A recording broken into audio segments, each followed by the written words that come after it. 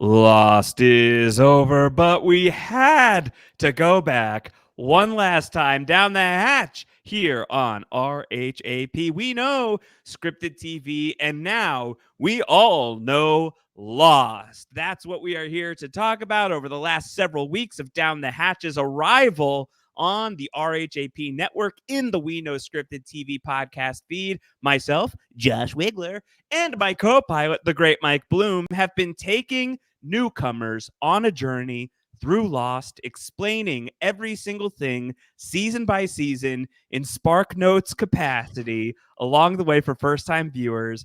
Mike Bloom, this is the season 6 podcast. This is the final season of Lost. We have officially reached the place that anybody listening to this podcast, they're in the church with us now. And we all have seen Lost or are super cool getting the full thing spoiled. And Mike, we no longer have to worry that we're going to spoil something on the podcast.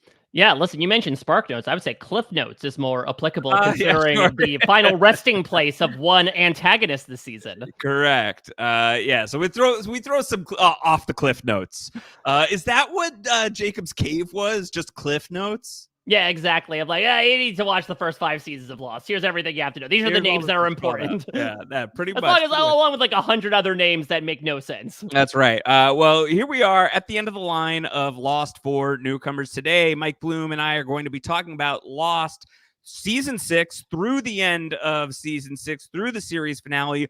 All spoilers from Lost officially fair game on this podcast. Make sure you're subscribed to go back and listen to all of the Lost podcasts that we've done for this series, as well as now, Mike, people can go back to the very start of the Down the Hatch feed. Yeah, you're all spoiled now. We're all in the same boat. They've seen the whole show. They listen to us break the seasons down. They're obsessed with Lost now, I got to imagine.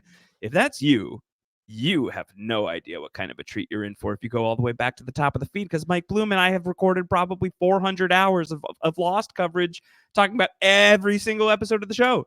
Go do it. Go subscribe. Down the Hatch, RHAP, wherever you get your podcasts. That's like 300 plus hours, basically, of crazy content for you to enjoy. And we get into it from the jump. I mean, we're having conversations from the get-go, Josh, about, okay, if so-and-so is a candidate, why did the smoke monster hurt this person and not this person? We fully jump into a lot of the mythos that's developed in season 6 and the end game right there from the beginning. So if you want this kind of full circle route, much like the final shot of the show, and opening your eyes in a manner of speaking to how this may or may not have been coincidentally seeded since the beginning, Down the Hatch is your perfect companion piece for that. All right, well, I'm seeded for Lost season 6. Oh, I forgot this promo photo. Look at this promo photo. If you are watching on the YouTubes here, I'll adjust us. Yeah, a little bit, put us on top. Again, if you want to watch Down the Hatch on video, that's the thing we're doing right now. Check out the We Know Scripted TV YouTube page. All the info at weknowscriptedtv.com. Mike Bloom, we're going to talk about the final season of Lost. We have to begin with the promotion leading up to this final season of Lost. So season 5 ends with Juliet hitting the bomb.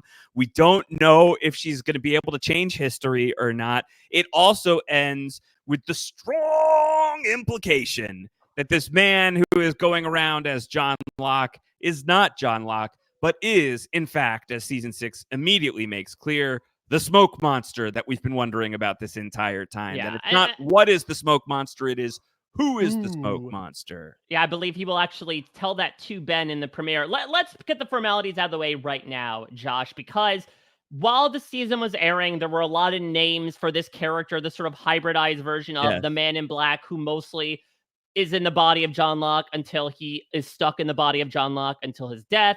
He's been called Flock. He's been called the Man in Black. We refer to him in the podcast as John Loki, which we thought was clever. And then when we got a cameo recorded for you, Josh, from Terry O'Quinn, he pronounced it as John Loki. And so we went with that for a little while. What do we want to use as parlays for this podcast? Because suffice it to say, we're going to name drop him a lot. I always liked when season 5 ended, my head went straight to Smock. Smock. because Smoke like monster Locke, yeah. I immediately was like, he's the smoke monster. That's the smoke monster. It's him. That's what this is. Oh my God. And I was so blown away by like so much of the season 5 finale, the time travel stuff and like what they're going to do with the bomb. But the Locke reveal for me, and I don't know a thing that I said so much on these podcasts, but Locke, in the real time of watching Lost, certainly, and it's evolved a bit over the years, but Locke was my guy. Locke was my favorite character. Just such like a tortured, in pain character. Department. It was just like constantly getting shit wrong. Like I just loved that character. And for the idea that like, no, he did just like get like taken advantage of for believing so hard. Like that's his ending. And Locke's redemption, if it's ever going to come, is going to have to come with him not being alive to see it. Like there was just so much baked into that for me that I thought was so cool. So I was really fixated on that leaving season 5. Entering the season 6 preseason, Mike, there was all sorts of crazy stuff. There was a Comic-Con panel in the summer leading up to the final season of Lost, where Dominic Monaghan showed up on stage and had not Penny's boat written on his hand. And it was like this big like flash. It was like, oh shit, is Charlie alive? I don't even remember if it said that on his hand or if it said something else like no fate or something like the little No fate late, yeah. Yeah, there was like a commercial for Mr. Hurley, for Mr.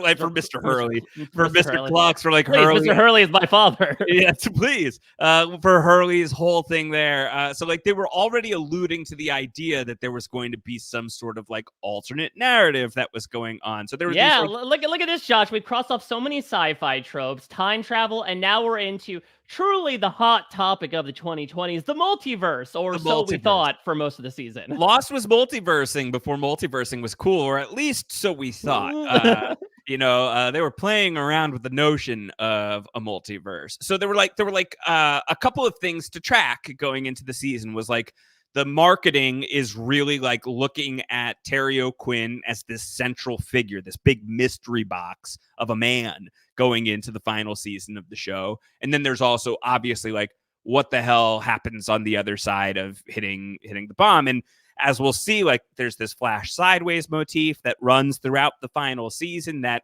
ultimately we are going to come to find out is like sort of like a purgatorial afterlife state that is happening once these characters die in their actual lives, that somehow their souls drift to this plane, literally this plane. But in the running of the show and all the way through that finale, it's being presented to us as if this is like, okay, Oceanic 815 in another life made it to LA. And there were also strange differences in how all of these people got to this point in their lives. Like, why is Sawyer a cop in this timeline? Yeah. And so they had some of this material that they could like show you in trailers and stuff. And so really hyping up the idea that there is this alternate timeline that is somehow going to collide and become very important with the main timeline of Lost. And it was a whole redirect, Mike. The whole thing was just, look at this fist over here. So, pow! You don't see my left hook coming. I can tell you haven't gotten in a lot of fights in your life. It's been a little while. Because I don't think you do your own onomatopoeia Batman style. I do. Biff, bam, pow. Is that the dragon punch that Jack does in the finale? Yeah, I mean, you use the term "let's officiate it" as well. Again, for people that were not in the know or just watching this for the first time, the entire other plot that exists off island in this season was known by fans as the Flash Sideways, because it's not a flash forward, it's not a flashback, and we'll get into this with the first episode. That initially it just seems like, okay, what they thought was going to happen with this entire conceit of detonating the bomb in the 70s was going to happen. Now we're seeing what if they landed in LA just fine and moved on with their lives. But even starting with that episode, things are just a little bit different. Desmond is on the plane for some reason. Oh no, wait a minute. Sawyer is a cop. Jack has a son. Right. And so it becomes much more of a, oh, wait a minute. This is far disconnected from the reality that we talk about in the flashbacks and the flash sideways. Guys, where are we? Yeah, where are we indeed is the big question here of season 6. Also, if you're one of those people that have heard along the way, wait, but they were like, who cares about this show? They were just dead the whole time anyway. They weren't. It's No. very, very explicit in the finale. It is quite literally It's like said by a character in like the penultimate scene of the show. like That literally like in like the last talkie scene of the show. Yeah. Is Christian Shepherd one of the final pieces of dialogue in Lost. like the final lore drop is like, no, this is all happening after you guys like died in your real lives. Like some of you died on the island, some of you got off the island, died later. Everybody dies sometime, kiddo. This is the place you all made. This is like, whether you want to call it heaven, purgatory, hell, whatever. A little hot for heaven. You know, it's a little hot for heaven. Like I think like there's what is it? Like the Bardos, right? Like there's like all sorts of like spiritual concepts that have been leaned on to create the Flash Sideways from Lindelof, Cuse, and the writers. You know, it's intentionally kind of nebulous. Whether or not it's successful for you is a thing that I think is still debated to this day, though I think that people have come around on the finale quite a bit. But at the time, it was like really divisive because a lot of people walked away from the final episode, especially because like the final credits sequence has all of these images of Oceanic 815's wreckage on the beach, which is just B-roll from the first season that they thought would be like nice to include, like sort of soothing to include, sort of like a we were here, Brooks was here, you know, kind of thing on the beach. But a lot of people took this as, this show sucks. None of it mattered. They were all dead the whole time. And it is sort of like this, like, talk about alternate realities, Mike, where like facts are presented and you just choose a different set of facts. So maybe you understand why the discourse was, you know, as like tilted as it was, of people thinking like, I don't know about this. But whatever criticisms you have of the final season, I think like pacing is a criticism that Mike and I share, that there's some meandering storylines that happen, that it drags, that there's probably like half as many episodes worth of actual story to explore as we end up getting in this final season.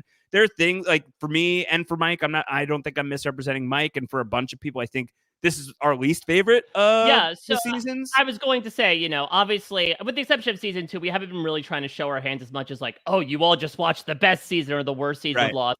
Now that you've all seen it, season 6 is usually considered the least favorite season of the fandom. And that is not because of the ending. It's completely separate. So it's, again, it's a little bit of cognitive dissonance in that I think a lot of fans support the finale, even more so to your point that maybe some other series finales have kind of eclipsed it in terms of really botching the landing. But that does not necessarily overwrite what I think are a lot of big misses that occur in season 6. Now, look, it's an untenable task. This is a show that changed the face of television, that built up so much. Even if you're looking outside the big questions, just from a character perspective, had a lot of things to address, a lot of mouths to feed. And it doesn't necessarily handle it the best. We'll certainly get into like bringing Charles Winmore and his crew in here as like secondary antagonists is completely unnecessary. There are stretches of time, especially in the first half of the season, where it does feel like we're surprisingly dragging our feet, despite the fact that we should be hurtling towards an end goal.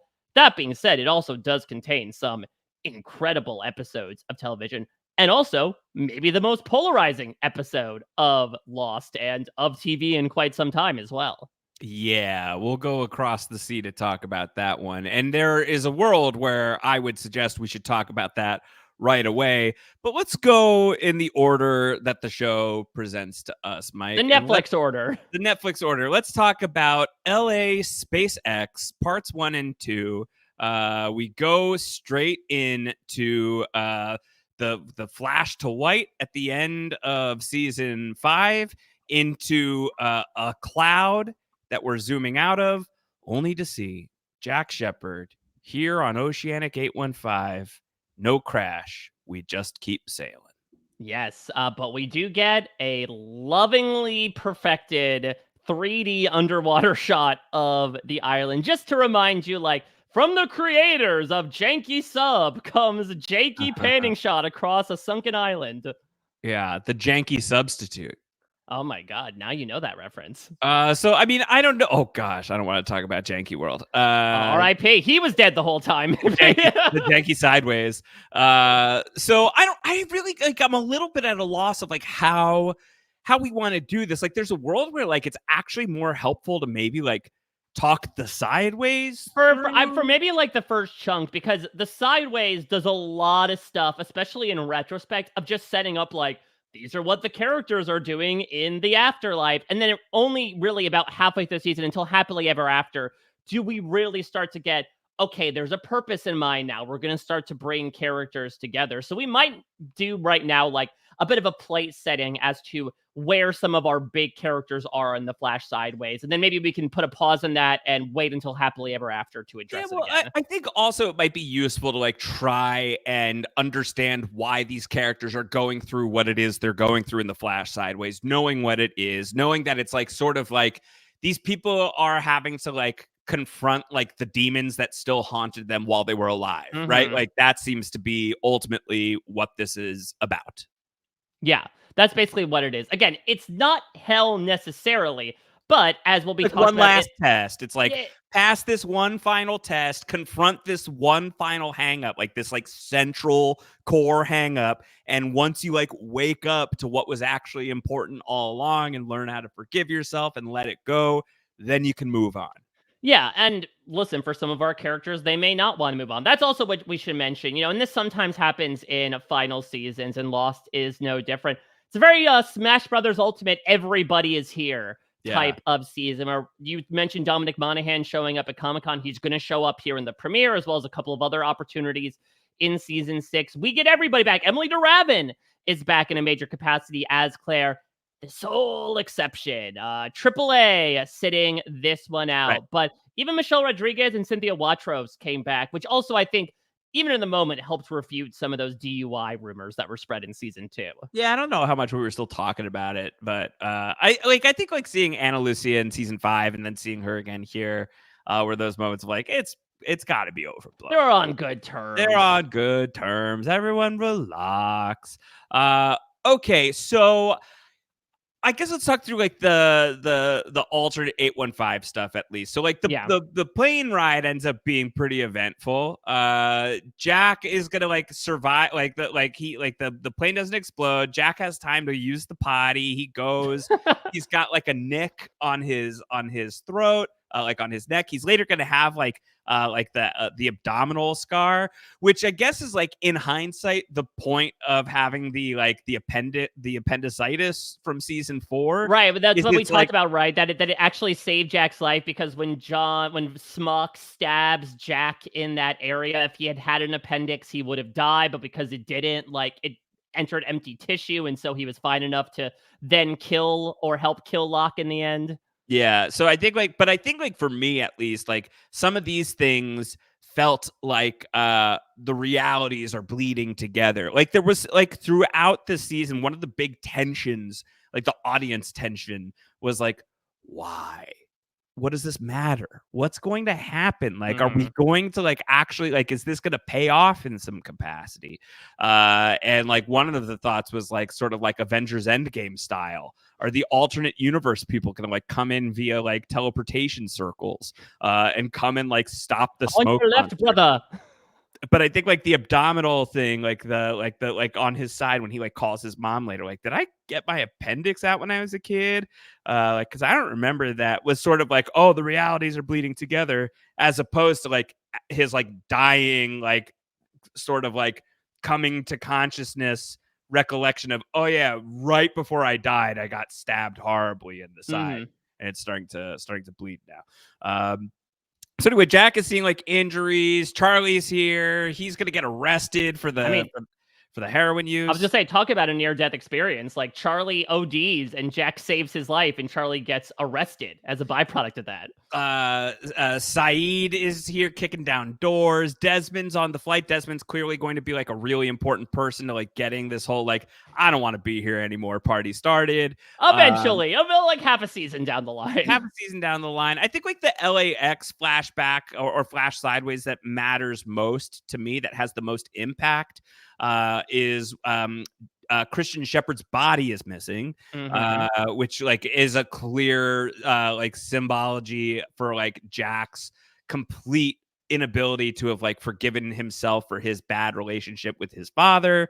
Also probably why he manifests David, right, his own son. Yes, because like he never got to be a father. He never got to like resolve his daddy issues Right. way. He even has a monologue to somebody that we'll talk about later on in Lighthouse, where he's like, I will never treat my son the way my father treated me. So, yeah, I mean, it is quite literally a projection of his own issues. So he's got that going on, and he's going to run into Locke at the airport, and they're going to have like a really good conversation about like just because like they lost your dad's body doesn't mean like he's gone or whatever it is that he says there. And And Jack like, says, well, you know what else isn't gone? Your ability to walk. I'm a spinal surgeon. Here's my card. yeah, nothing is irreversible is what Jack tells Locke. That like I could fix you. I could fix you, which of course is going to be a big part of their journey together as they're healing their own bullshit. They're not just like healing their relationship together, but I think also like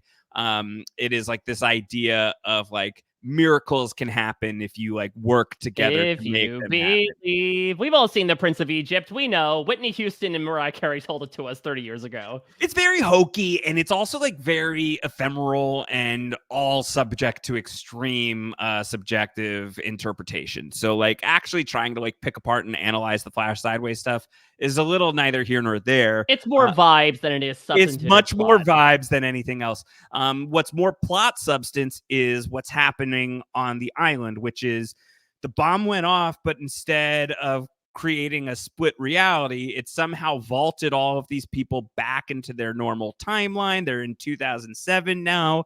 They created the need for the Swan Station. They created the incident was indeed their own doing. They satisfied fate. They satisfied destiny. Whatever happened, happened. While they were in that station throughout season 2, it was their own damn fault, Mike. Yeah. And so now we are dealing with the after effects. And one little thing we need to clean up. I mean, you and I talked about this last time. Of course, absolute tragedy strikes at the site for multiple reasons. One of them being poor Juliet forcibly dragged away from her near husband, James Ford, down the well. She ends up triggering the explosion. And she's not dead yet, but it'll be pretty soon. You know, her V contract's starting up fairly quickly. So we do have to tie up that loose end as they will go back to the site of the incident. They'll go through the wreckage, and Juliet will formally die in Sawyer's arms, which will definitely inform his character arc for a good part of the season, but not before she has some very confounding final words to him. We could go Dutch. I didn't know that position was in the comments. Okay, Blondie. But Elizabeth Mitchell left the show because she got cast as the lead in V, a remake. The reboot of the 1970s TV show, old sci-fi show that was actually a decent show, but it only made it, I think, 2 seasons. The reboot, and so she left Lost, dies early on the show, isn't really able to come back other than this appearance. And much later on down the line, absence makes the heart grow fonder. So like when James and Juliet are able to reunite, it's a real nice moment for sure. But now, yeah, like if season 5 was Sawyer's like big like hero season, a lot of season 6 is like, man, Sawyer's having a hard time, bummer vibes from James Ford. He blames Jack for this. Yeah, and it's an unfortunate because he's not the only main character who will have some not so great looks on the island. Yeah, so speaking specifically of Saeed, who was shot in the season 5 finale, is looking like he's at death's door. There is one possible thing that could help Saeed, according to Jacob, who is now appearing as a ghost to Hurley, an early sign that Hurley is more important than he or we perhaps even realized. And this ghost Jacob, who seems to have picked Hurley in his own way, is basically saying like, there's a temple. You could put your buddy in there. He goes in the pool. He comes back to life. Let's get it going. So the group travels to this temple that we've heard about throughout much of Lost, up to like since season 3, that the others have a temple. We finally go to the temple and it sucks. Yeah. The temple sucks. Temple's the worst part of Lost, I think. I think the temple stuff is probably as like a chunk. I think it's like the worst segment of Lost. That's the thing, and it's tough to start off your final season by hanging out here. I mean, again, this season really doubles, triples, septuples down into the mythology of it all. So if you loved, the Egyptian symbology, and you loved all of the ancient writings that we've seen, if you loved what existed in the shadow of the statue, then you're gonna love these temple aesthetics. As we finally get to meet sort of like, we've got bits and pieces of it with Richard, with the hostiles, but now we get to see their sort of pad, which is this temple, which is sort of the enclave of the deepest followers of Jacob, and they are led by Josh, a recent Emmy winner. Me? Actually, a couple of, I believe he won an Emmy. I believe actually we have multiple Emmy winners coming with big episodes in season 6 of Lost. I'm pretty sure Hiroyuki Sanada won an Emmy for Shogun. Oh, he certainly did. Yes, here he is as Dogen. Here he is, not his greatest role. Not his greatest role, admittedly. Though I will say as well, definitely his translator pales in comparison to, of course, what happens on Shogun. But yeah, here's this new character in season 6, Dogen. Who's this guy who does speak English, but he doesn't want you to know that he speaks English. He does have this very badass explanation for it in an episode or two where he goes, "I don't like the taste of it on my tongue." It's and like, we can say the same thing about the temple storyline, unfortunately. He has a translator who's this guy that's nicknamed Lennon because he looks a lot like John Lennon. But basically, John Hawkes plays him, yeah. Yeah, so they bring Saeed to them and basically are like, Sanctuary, Sanctuary, you have to help us. And so they do by drowning him in a pool in the middle of the temple. And then for a while, Jack's kind of raging out at them, feeling like they killed his friend. What are they doing, et cetera, et cetera. And then the 2-part premiere, which aired on is one big 2-hour block on the same night, ends with Saeed coming to all of a sudden, sitting up almost like Uma Thurman in Kill Bill and going, What happened? What happened? What happened? So that's the big thing that's happening there. Meanwhile, confirmation that this guy running around as John Locke is the smoke monster. I'll probably just be calling him the smoke monster, Mike. So there's a huge immediate final season answer is like, what is the smoke monster? The smoke monster is a person, and he's a very petty, vengeful guy who all he wants is the exact extreme opposite of what John Locke wanted, which is Locke wanted to stay, smoke monster wants to go. He does not want to be here. I want to go home. And we'll get his origin story later in the season, obviously. Though according to you, it should be earlier in the season, technically. According to me, my vote is that Across the Sea, the divisive Across the Sea episode, plays best at the start of the season, but we'll get to that as we get there.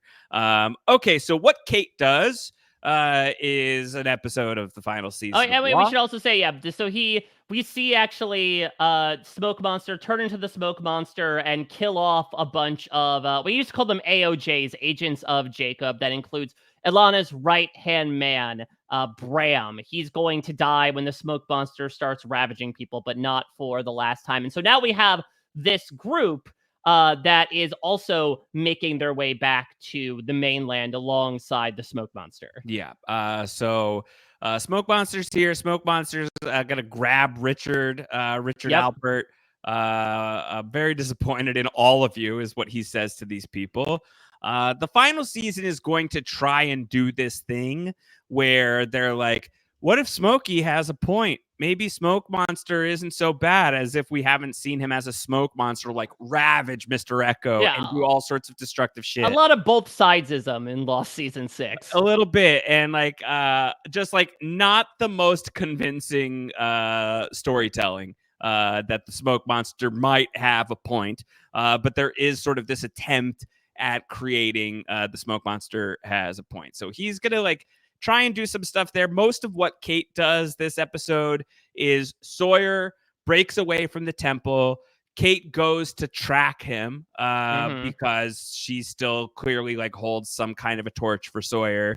Sawyer instead is like, he's got like a ring. He was going to propose to Juliet. He goes back to the barracks, which have since been destroyed. But now knowing that he lived there, he like finds like the hiding spots that he used to have. There's the ring, throws it away. Clearly Kate and Sawyer is not a thing. Sawyer's too hung up, and it's just the bad vibes for Sawyer are beginning Meanwhile, we're also seeing Jin is going to be like, I got to get out of here. I got to go look for Sun. He's going to end up getting into it with a couple of the others, including Rob McElhenney is He's back. back. Aldo. For like 5 seconds before he gets shot and killed by Claire. Yeah, she's back too. Yeah. So she's back. She's got a whole like nest on her head. And Claire has turned into a full-scale version of Danielle Rousseau. New Rousseau just dropped. Yeah, and that's what we also talked about a lot in our final season coverage, is almost like the final season of The Wire, this sort of like reprise of the same song, that characters, Jack is the new Locke, Claire is the new Rousseau, we'll talk about at the end, Hurley being the new Jacob, etc., etc., and how much are these similar echoes happening versus how different are they from the previous versions. But yeah, they really bring Claire in a big way in season 6 after her absence in season 5, including in the Flash Sideways, where Kate is still a fugitive, still did all the same shit in the Flash Sideways, but this time she escapes. She hijacks a taxi cab that poor Claire is in, and the two of them are going to strike up an unlikely friendship that is obviously going to manifest in helping Kate and Claire wake up in the finale. Yes. So that relationship is going to start beginning.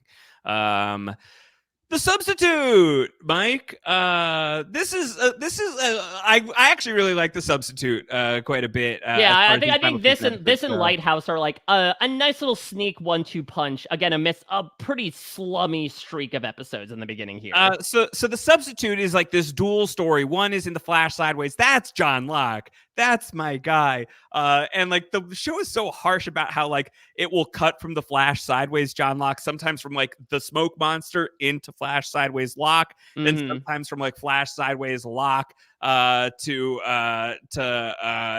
just like John Locke's dead body. Yeah, because they're still dealing. Because I believe in the rank. Yeah, because I think in The Substitute, this is when they finally bury him, right? And Ben does the great you googly of like, I'm sorry I murdered you. Yeah. Like we see like crabs crawling on Locke's like oh, is he the crab feeder? Decompose. Yeah, I think there's some crab feeder going on here. The show like is merciless once it's revealed that Locke is dead. Like which I think like gets you to like there's like a very satisfying moment really late in the season in the final episode, a couple of them that are only as satisfying as they are for me because of like just the way in which the show kind of like tramples on John Locke here in the final season. Like, no, this guy died. He died, I guess, fighting for what he believed in, or you could say he's a sucker. The monster is not a fan of John Locke. For whatever reason, there's all these nebulous rules around what the monster can and cannot do, as we'll come to find out. Like, there are candidates that are going to get explained in this, that Jacob is looking for a successor. He has a whole bunch of names numbered on a wall. The numbers 4, 8, 15, 16, 23, 42 end up correlating to main characters on the show. This is as close to an explanation for the numbers as we really end up getting. So we need to like stop down and address, because this is a huge lore dump we get at the beginning of the season. And this was addressed a little bit in the season 5 finale, but gets outright confirmed here that Jacob had a list. We've got this the whole series long. Josh, he wasn't on the list. That Jacob, for whatever reason, has a list of people that he could deem follow-up candidates for his job as leader and protector of the island. He has been in the lives of these people through various stages, as we saw in the incident, and he has kept track of them, and it's a reason why they were brought to the island. And so a bereft Sawyer is going to be heralded by the Smoke Monster to come here, and basically offers him 3 options. 1, do nothing, see how all of this plays out, and maybe your name will get crossed out, as he crosses out Locke's name, being like, hint, hint, you might die along the way, like all the other candidates, like I've been trying to do. 2, take over Jacob's job and protect the island, but as I indicate, what are you protecting? It's just an island, man. There's not a golden source of light down the way or anything. Or number 3, we just go. We get the hell off of here, and we never look back. And so he will have his first candidate for his plan, his first recruit, as in the moment, Sawyer is fully looking to get the hell out of Dodge, to leave Crap Hole Island once and for all. And so he says, screw Jacob, screw his pursuits, screw the candidates. I am working for you now. What would you say about Locke's off island, his sideways experience? Because Yeah. he's engaged. Him and Helen are gonna get married. Yeah, Katie Seagal's back and things seem to be good. Anthony Cooper finally got what was coming to him. He's a vegetable now. But like, what is it that Locke is reckoning with? Like, it's he's still in the sideways. He's back in his wheelchair, and Yes, like and he's so having a hard time understanding the possibility that someone or anything could get him out of it. Yeah, he is very much not necessarily a man of faith. He has Jack's business card. Helen finds it and is like, this isn't coincidental. Like, this might be destiny. And Locke's like, nah. But shit's going south for John Locke. He goes back to the box company with stupid Randy, and he gets fired because he lied about going on the walkabout. And then he ends up meeting up with Hurley, who recommends him for a temp agency. And his interviewer is Rose. And so basically he is going to, while he won't completely find his way into Jack's office, there are some, for lack of a better term, baby steps towards that. But first, Josh, he's going to go to school. He's going to become a substitute teacher.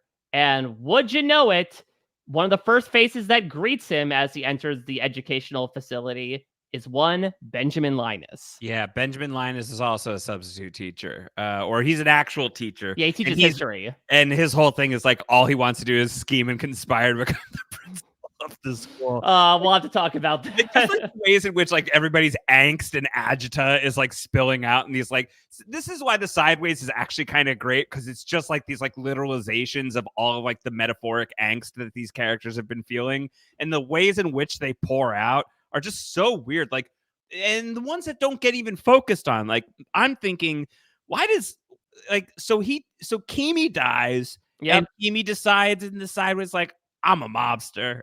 Yeah. Eggs. Like, what was it that he thought that he was gonna do? I don't know. That's the thing as well.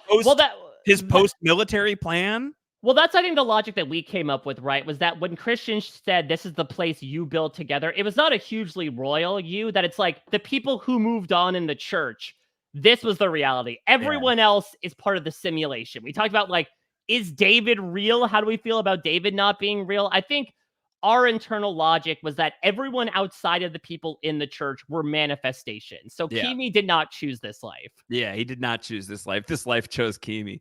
All right, moving on from the substitute to Lighthouse. Jack has been feeling pretty down on himself. On the other side of Juliet's death specifically, he thought that he knew why he was here. It was to blow up the bomb, but instead he's just gotten people killed and he's done making decisions. But Jacob needs Jack to see something. And since Jacob only talks to Hurley, Jacob tells Hurley, we got to bust out of the temple. Something real bad's coming to the temple, by the way. You're not going to want to go back there. And it's going to bring Jack to this lighthouse, which now suddenly exists. After all of this time, here's this gigantic new piece of real estate on the island that, like, I justify it as, like, if you're a candidate, or maybe even more specifically, like, if you're destined to be, like, the protector of the island, you can see this place, because we know that Jack will take Jacob's job for about 24 hours, and then presumably it goes to Hurley for a very long time after that. But this lighthouse has the means with which to, like, not just, like, look at the, like, Jack's theory is that Jacob's been spying on us this entire time. Because he goes up to the lighthouse and it's full of all of these mirrors that kind of are a little pervy. Like there's one that's on his childhood. There's one that's on his childhood house. And he's like, wait a minute, this guy has been watching me. And look, he definitely has a lot of investment. He hasn't gone full Locke at this point, but season 5, he made a definitive step towards it. But he proves that he's not John Locke in this moment where he's like, screw you, Jacob, I'm not fated to do anything. And he just smashes the mirror. And then stupid Jacob's like, all part of the plan. Don't you worry, Hurley. Yeah. So, like, do we think that the lighthouse is looking at their lives or looking at the sideways?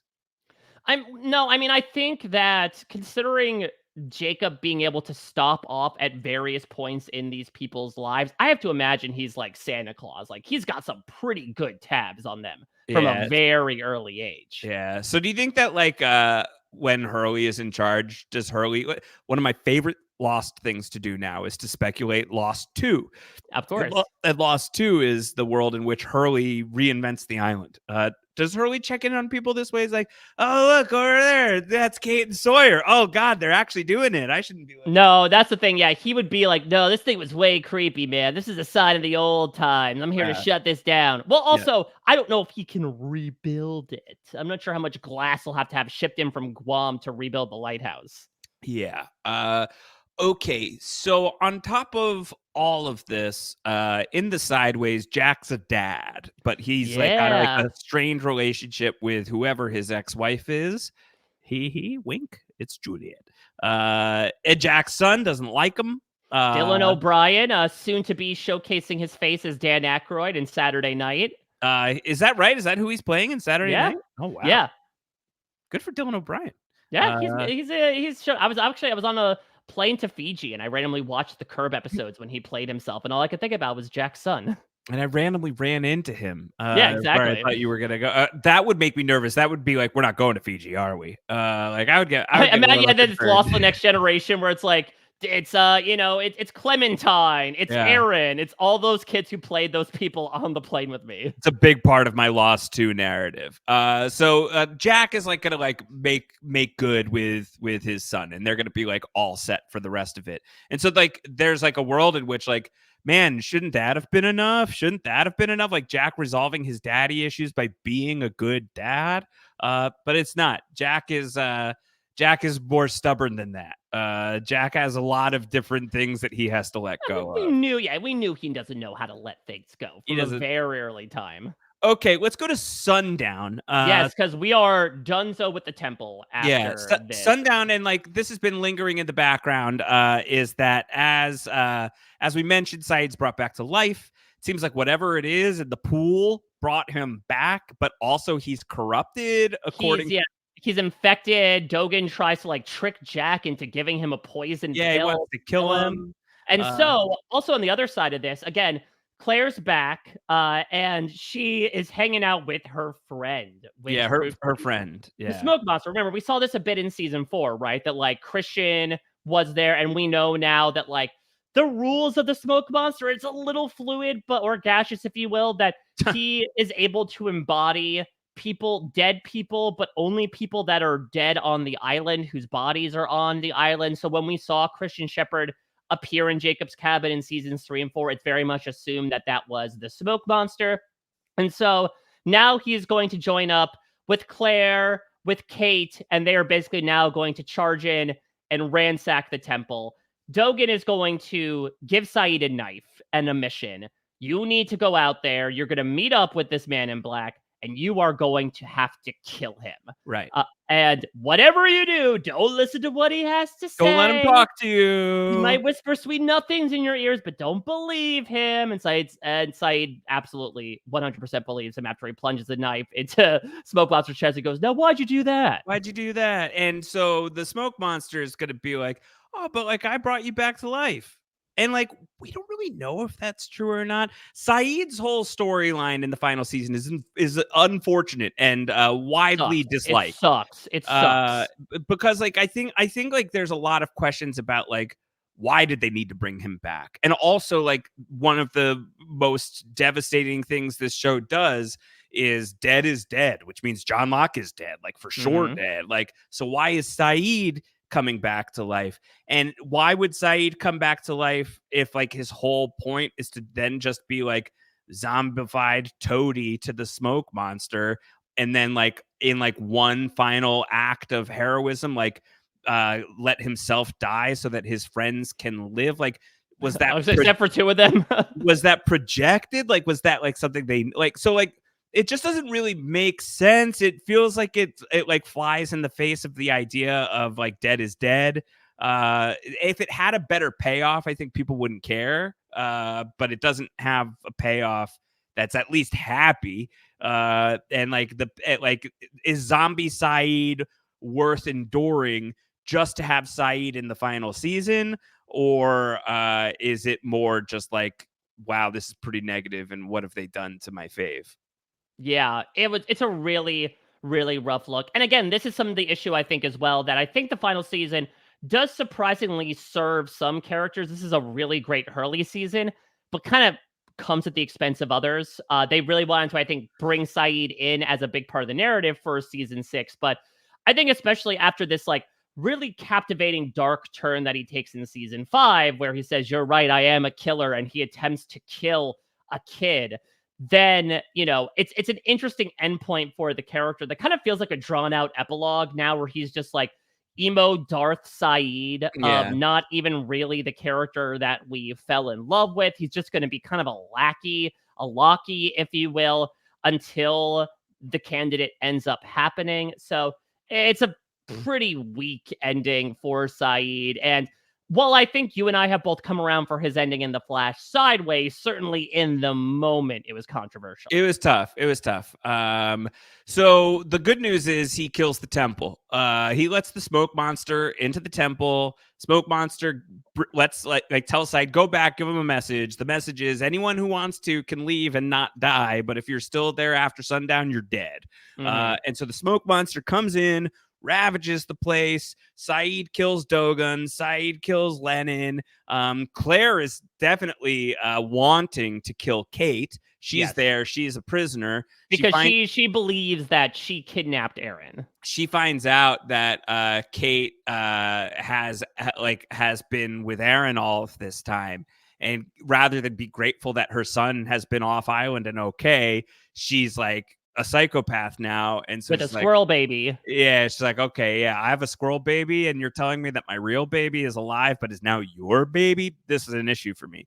So that's a problem. And like this nightmare version of Claire's theme song, "Catch a Falling Star," plays over the final act of the episode. So yeah, as she's standing in like an Ana Lucia-esque tiger trap. Like it's a really bad arc, I think, is the temple stuff, but at the very least it ends well, which is to say it ends with carnage and mayhem.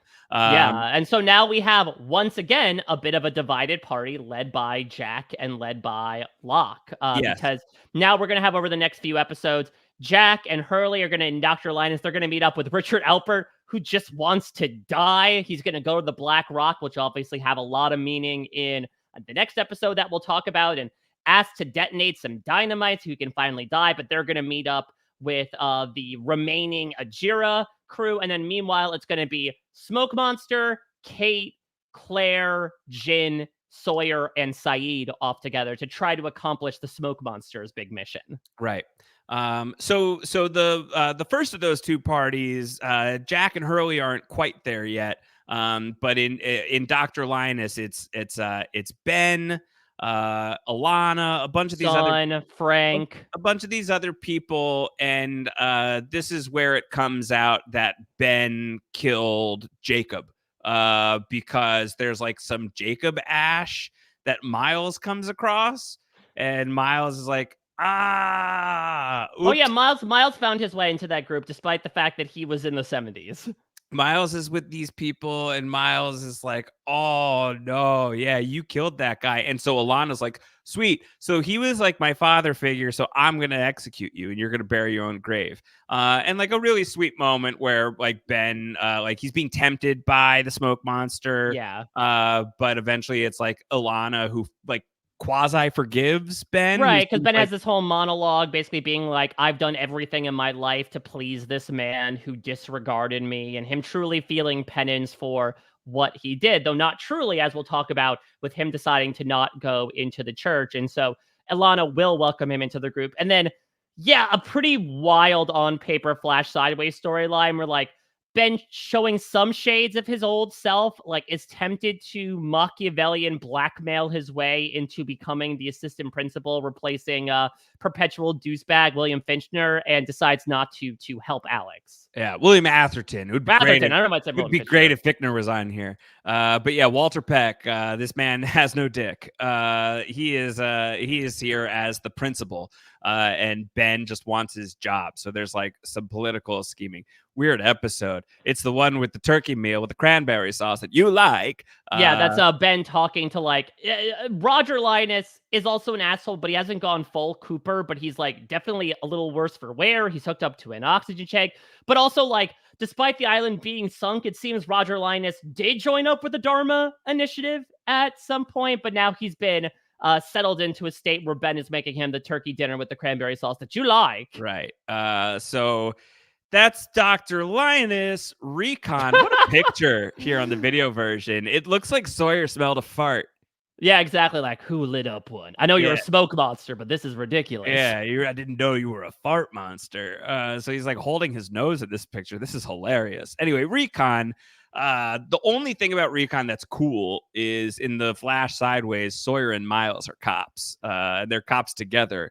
And like it had a lot of people being like, ooh, the buddy cop show from Sawyer and Miles could be really cool. Yeah, and also Sawyer like goes on a date with Charlotte for a hot second as well. Like it's very fun because I mean, we talk about the criminal to cop storyline, and while Sawyer was kind of doing that from a Dharma Initiative perspective, again, if you talk about a psychological projection as to like why are these people putting themselves in these roles in this Flash Sideways universe, to have Sawyer be this good-hearted police officer is a really nice representation of one of the best arcs in the series. On the island, he still is not exactly full white hat yet, and he is going to come across, yes, good news, Josh, we are done with the temple. Bad news, Josh, we are dealing with the Widmore goons now. So Charles Widmore has his eye on the island. He has a submarine that he has brought to the island, obviously a submarine that's going to be of great import. His right-hand person is Tina Fey, but not actually. And Sawyer's going to meet with Charles Widmore, and he's been sent to treat with him, and he comes back. He tells the smoke monster about stuff, and then he tells Kate, we're going to take the boat. Yeah, basically that he is. Now we have like an idea of like, okay, all right, so we've got concepts of a plan for how we're going to escape. Right, it's that Sawyer. You think initially like, okay, he is fully turned evil. He's working alongside the smoke monster to leave the island, but no, he's still trying to pull off a con at the last second. He's trying to pit Widmore and Smock against each other, so that while they're distracted, him and Kate are going to take the sub and leave the island once and for all. Yes. So that's the plan in Recon. We get to probably the widely considered best episode of the season, Aeterno. At long last, Richard Alpert's backstory explained. Mike, explain it. Yeah, so that's the thing is Nestor Carbonell was actually promoted to a series regular for season 6. And I think a lot of people were wondering. Emmy winner Nestor Carbonell. There we go, exactly. Also for Shogun, that we were going to get his backstory. We've got tastes of it, right? When Richard, when Smock walks out to greet Richard, he said, like, it's nice seeing you outside of those chains. And we're wondering, what's going on? Why does he have such an attachment to the Black Rock? It turns out that Richard Alpert is like 150 years old, that he grew up in colonial Spain in the Canary Islands, and that he had a wife, Isabella, who was very sick. He tried to get medicine from a doctor. The doctor was being a total douche, and Richard Alpert accidentally kills the doctor. He is tried for his crimes, but instead of being executed, he is sold as a slave on a ship, the Black Rock, that just so happens to crash on a deserted island, breaking a statue of Taweret in the process. Richard Alpert watches as the smoke monster absolutely destroys everyone around him, both the crewmates and his friends alike, but he is spared by the smoke monster. The smoke monster tells Richard that he is in hell, that he is dead, and in order to escape, he has to kill the devil. And so the smoke monster is going to try to use, much like Jacob has used many humans as guinea pigs, so will the smoke monster here. Richard Alpert will attempt to kill Jacob. It doesn't work as Jacob sits down and once again provides a very helpful lore dump here. He pulls out a bottle, Josh, a bottle of wine, and basically says like, this stuff in here is everything that's wrong with the world. It's malfeasance, it's sin, it's absolute evil. This cork is the island that keeps it from truly flowing out. It is our job to keep that cork in the bottle. I will spare your life and I will grant you eternal life, because Richard said he never wants to die, in exchange for you being one of my, most loyal followers. And Yeah. so Richard Alpert does. In the modern day, again, we've been dealing with a bit of Richard Alpert. He's done. He's now fully back in the mode of, this place is hell. He's yelling in the jungle, does the offer still stand? Does the offer still stand? And the person to come through, stop me if you heard this before, Josh, is Hurley. Yeah. That somehow Hurley is greeted by the presence, or so we think, of Isabella, of Richard's dead wife. And there is this beautiful scene where she is speaking to Hurley in Spanish, who is translating it for Richard. Very Basically, Ghost. This is very Whoopi. yeah, exactly. Basically, Oda Mae herself, Yeah. basically saying like, "Oh, do Richard, not." you're in danger, girl. Yeah, saying, "Do not blame yourself for my death, but you should kill the smoke monster, or else everything goes to hell." And so Richard has new resolve. Now he is reminded of his mission. He's going to join back with the group, and we're greeted by a flashback site that's very malevolent, as Jacob and the Man in Black will have another tete-a-tete, as Jacob's like, you tried to get the loophole. It's not going to work. And the Man in Black just smashes the bottle, truly symbolizing what he intends to do with the island. Great episode, very emotional, really good showcase for Nestor Carbonell. Great, like finally, like if people were wondering how did the Black Rock get there, we find that out. If people were wondering why did the four-toed statue just be a foot, that's how it became just a foot. So like there's some like fun lore dumping that's going on in this episode. We get to the package. Thank you. The package. Thank you. Yeah. So the package is, gotta tell you, don't even really exactly remember what happens in this episode. So it's a Quan episode, and They're not married in the sideways. Yeah. Yes, exactly. They were just he is just like her chaperone. No, they're not married. He is her chaperone on this trip, but like they're secretly having a tryst together behind Mr. Pake's back. And what Josh, does it feel like? What does it feel like that they're working out here? Is it kind of like if we hadn't like married, if we hadn't like prioritized our love for each other, then like so many people wouldn't have gotten hurt.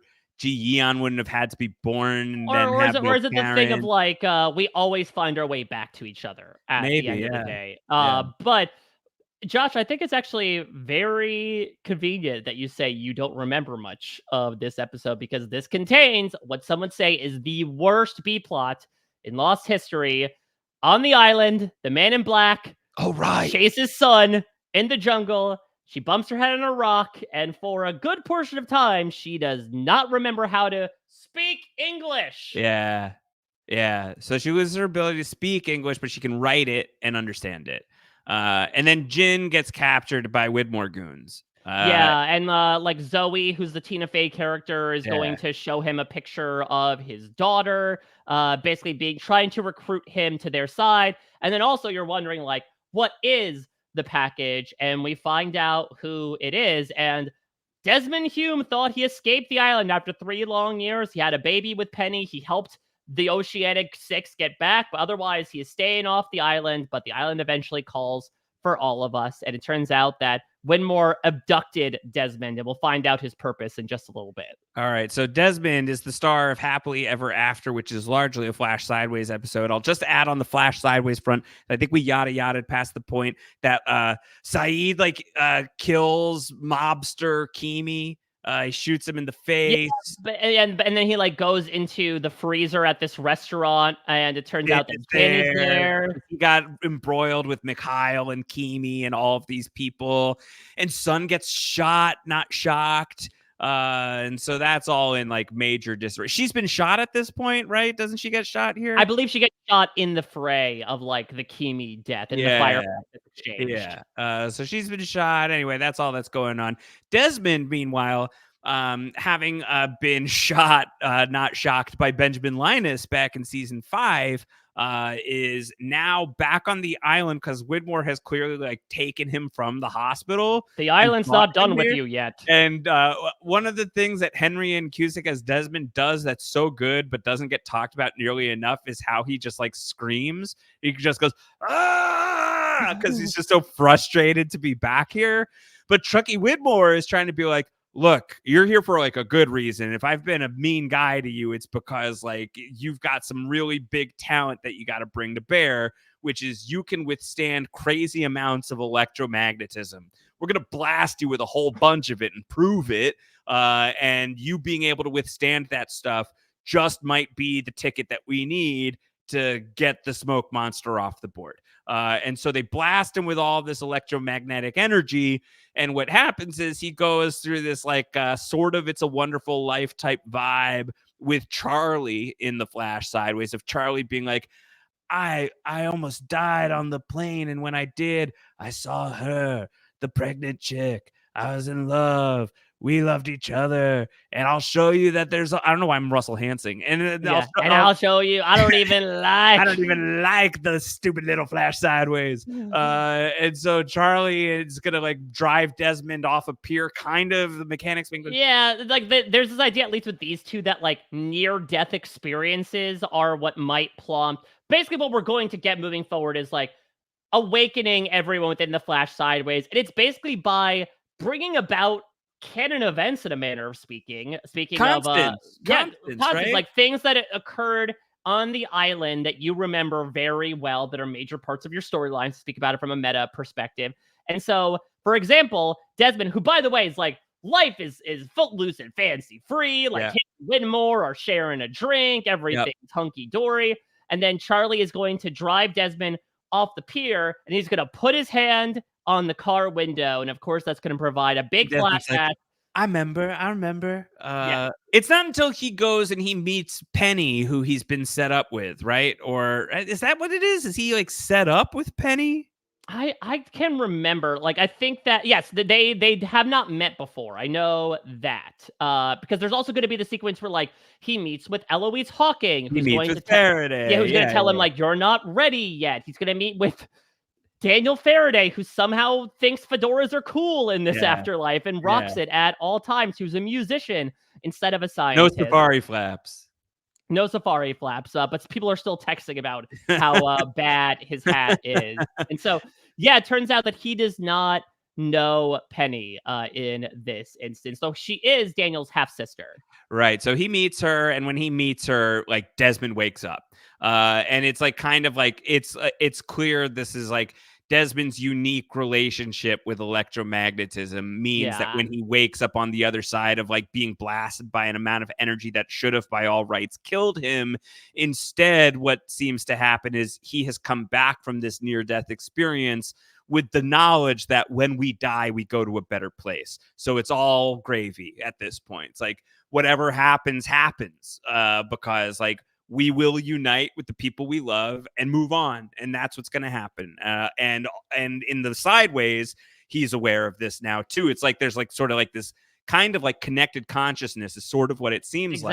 Exactly. Twin destinies. Cause then he's going to go to Minkowski, who's his driver. Yeah, right. Fisher and be like, hey, get me a manifest of everyone on Oceanic Flight 815. And this is going to be like, Desmond's kind of a guardian angel. To your point about It's a Wonderful Life, for basically the rest of the season, where he is going to try to drop in on all these various people and try to get them to wake up and eventually make their way to the church in the end. It's very exciting because now we got some forward momentum on the board, right? Finally, it going seems in, like it. In the Flash sideways. So, okay, everybody loves Hugo. Hurley's going to be the first one who wakes up because in his sideways life, he is like an incredibly successful businessman. He thinks he's the luckiest guy. He doesn't think that he's cursed. And all that he needs is a smooch from Libby to wake him up to his old life. But it feels to me like, does Hurley actually have a lot of baggage to let go? I mean, unless a lot of shit happened while he was leader of the island that we don't know about. Right? Yeah, the time that we leave him, he is like far and away in the best spot out of all the characters. Like, some might be seeking a safer haven in leaving the island, but like Hurley just got a great job. He has, a new superpower, getting to talk to ghosts. We have a nice Harold Perrineau appearance in this episode. This episode tells us what the Whispers are. This episode reveals that the Whispers are people who have died and cannot move on.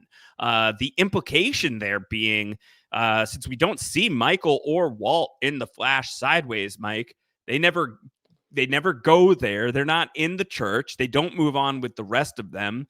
Are they just like stuck? Is Michael just stuck on the island like for eternity? Well, either that or, again, this is the group that they specifically built together. I mean, listen, we just watched a friend of ours talk about the feeling of getting left out of the group chat and watching people carry on a dinner without you. Maybe that was the Yeah. case with Michael and Walt, where they're like, wait, you all built this together? This is the most important time of your lives? You didn't include us for some reason? Kind of shitty, I do think.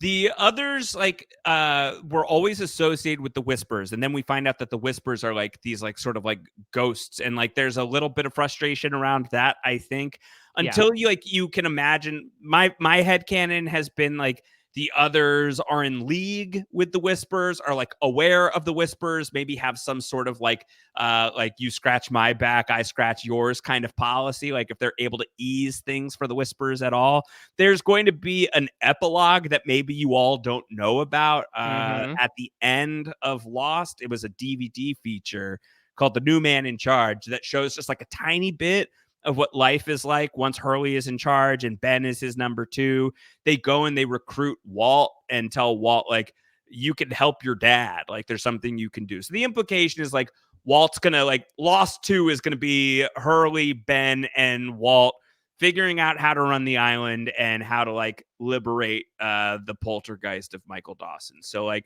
maybe there's a happy ending there, but that's as far as a Michael and Walt ending as you get.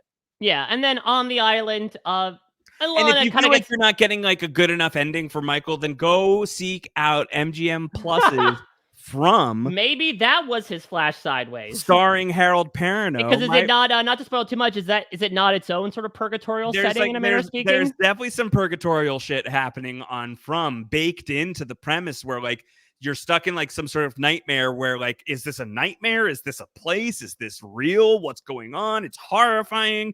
It's like a nightmare flash sideways, basically, if not like a real place. And Harold Perrineau is the star. And I was going to say the show is incredible, but it's not. But it's so watchable and really worth checking out. Big fan, but only if you're into horror because it's gross. Really gross. It's horror Lost is From. If you've just watched all of Lost and now you want something to scratch the itch, I do recommend From as your horror Lost stopover. Well, it is spooky season, so I think And it is appropriate. the character that Harold Perrineau plays, like in my mind, could absolutely be like an alternate universe Flash Sideways Michael. So sometimes I choose to view it that way. I think that does a disservice to the good work that's being done on From. But I cannot help myself. I allow myself to have my freak flag on full display when it comes to Lost. Hurley's going to blow up the black rock on the island. And so will Alana as well. Alana she blows up. She kind of has an unceremonious death for someone that like was kind of a big character. We're still not entirely sure about her past. All we know is that like Jacob drops by her while she's head to toe covered in bandages, and then she's given the mission to kind of like link up with the Kahana crew, I believe, at some point. But unfortunately, it's a character that has done a bit of a disservice. But yeah, we're going to have a schism within the Jack side of things in that Hurley feels like the way they need to move forward is to go to the man in black. We're going to have Richard and Miles and Ben will refuse. They're going to go to the barracks to try to get more dynamite because Hurley blew up the only supply of it in the Black Rock. And meanwhile, Hurley is going to go face Smock, who is also dealing with a new arrival in the form of Desmond. The happily ever after ends with Saeed popping out of the bushes and being like, all right, Desmond, you want to come with me? Desmond's like, yeah, okie dokie, sure. What are we doing? And then when Desmond shows up, Smock is elated because that was the tool that Widmore needed to utilize. We'll find out later that it was, to help the heart of the island of it all. And so Smock will try to put that piece out of play by shoving Desmond down a well, Rome style. Yeah, he's going to throw him in a well. And that's going to happen in The Last Recruit, which is an episode where like all of the story threads are finally starting to weave together. So Jack and Hurley, all those people, they've linked up with Locke now. Jack and the smoke monster like are not like totally seeing eye to eye, but not all the way not seeing eye to eye yet either. Where the smoke monster is trying to convince Jack like, hey man, once upon a time I shapeshifted into your dad and was wandering around trying to lead you to water. If it wasn't for me, you wouldn't have found the caves and you wouldn't have found all that water. So how about that? By the way, have you met your sister? And so Jack's going to re-meet Claire, and the first time that they're meeting, knowing that they both have the same dad. That's sweet. But it turns out that Sawyer has not trusted the smoke monster at all. He's been trying to long con the smoke monster. He wants to get to the submarine. He wants to bring his people to the submarine. He comes up with a big plan to do it. Yeah, to sneak away on a boat. They're gonna sneak off. Yeah, they're gonna sneak off. They're gonna find like the old sailboat. They're gonna like a bunch of them go and do that. Saeed, meanwhile, he's not included in the plan because Saeed has gone full zombie. He's gonna try and kill Desmond on Locke's order. Yeah, I think it's Sawyer says Saeed's a zombie and Claire's gone nuts. I believe is why he's left them out of the plan. Yeah, much like the Roys, she's gone nut. So for the squirrels. So she's out of the loop. Saeed's out of the loop. At least Saeed doesn't kill Desmond. He just leaves him in the well. And Claire's gonna find the group, and they're gonna bring Claire.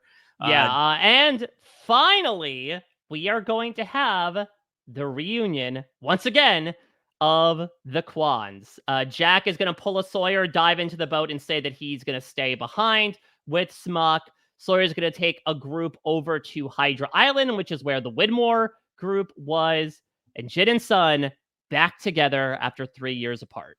Yeah. For one episode only, we get a happy reunion for Jin and Sun. Jack is separated from everybody. There's all sorts of like drone strikes. Charles Widmore is attacking the smoke monster. Yeah, it's always like, it does an Iron Man, like, look at the power that we provide here. Yeah. Explosion. Yeah. So like all of that's starting to go down. It's like all out war is starting to begin. It brings us to the candidate. In the Flash Sideways, Jack and Locke are now starting to like get to the point where Locke is going to agree to have surgery done because he's gotten hit by Desmond. Desmond has like decided that the best way, the fastest path towards waking everybody up is to drive John Locke down with a vehicle. Yeah, like John Locke's at school and this madman charges him with his car. And this is how I believe it's Everybody Loves Hugo ends. Yeah. He's like, well, I sat down with Hurley at one of his restaurants and casually guided him towards waking up.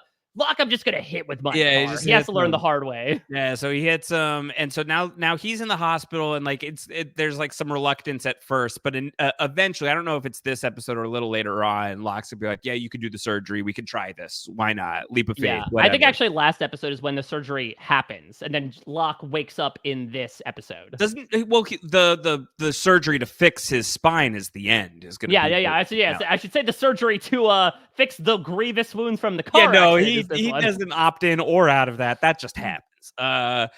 So that's like the sideways story that's going down. Jin and Sun are in the hospital because Sun's been shot, but also now we find out that she's pregnant. And so we'll see why that's such a big deal, because in the candidate, now that Jin and Sun are able to reconnect, they're like, oh, Ji-yeon is a real person. Ji-yeon is 3. And so she's off the island, and can't wait for you to meet her. Meanwhile, Sawyer's whole submarine plan has to continue. Locke shows up. Smoke Monster shows up. He gets involved. All of Widmore's goons get killed except for Widmore and Zoe, who go to the island only to be killed later. And the team turns on the Smoke Monster. He has a chance to get in the submarine with everybody, but then he gets pushed into the water. Right, because like initially the plan was this whole thing.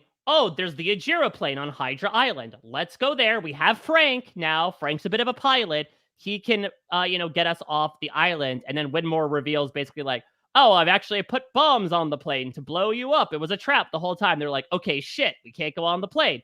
Well, now that Widmore and his goons are out of the picture, let's take the sub. Yeah, aren't all of us best buddies together, except for we're going to leave Locke and Claire behind while we take this up. And Locke's like, Claire, don't worry about it. On there. Don't worry about exactly what I wanted the whole time. Because what we come to find out is Smoke Monster is, of course, the wine in the bottle. He is the malevolence. He's not to be trusted. He is not to be left off this island, to be allowed off this island. And there are rules keeping him here. And one of those rules is if any of the candidates that Jacob has decided could be the leader of the island are alive, then he can't leave. But additionally, he's not allowed to kill these people himself. He can't do it physically. He can lead a horse to water, but he can't make a horse explode. Like, he can't blow up the horse. He can lead the horses to a spot in the middle of the ocean where they can explode themselves. So he's loaded up a backpack with a time bomb that ends up causing all kinds of misery. And again, we've talked about this again, especially in retrospect, going through the series as to like, well, so-and-so is a candidate. How could they kill them? We talked about like, well, was Echo a candidate? But then like he gets crossed off the list for doing something. And then in that moment, the smoke monster could kill him.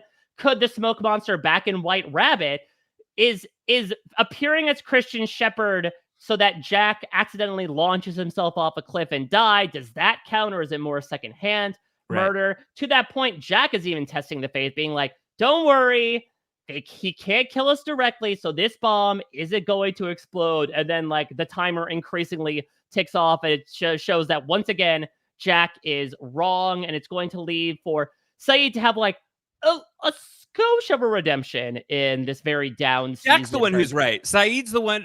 Sawyer's the one.